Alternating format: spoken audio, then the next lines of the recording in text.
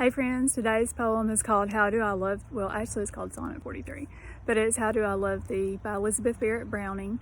She wrote it in the year of her courtship with Robert Browning, which was quite a wonderful story, so look it up. But here's the poem. How do I love thee? Let me count the ways. I love thee to the breadth and depth and height my soul can reach when feeling out of sight for the ends of being an ideal grace.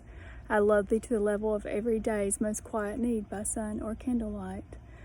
I love thee freely as men strive for right. I love thee purely as they turn from praise.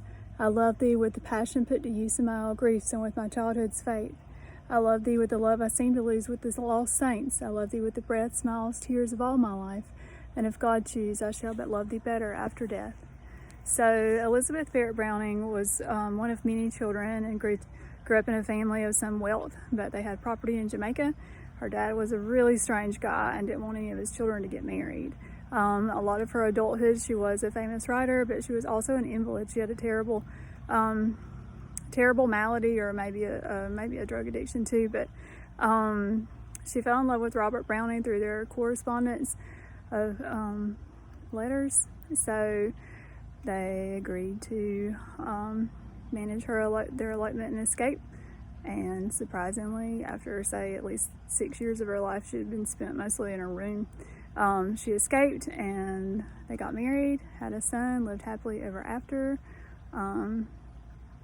What a wonderful end, right? So if you read the Sonnets from the Portuguese, is the collection. He called her his Portuguese because of her dark skin. So she wrote those about him.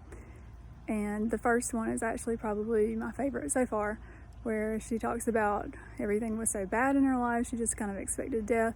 And then, wow, love happened. So things got better for her. So may things get better for you too, wherever you are.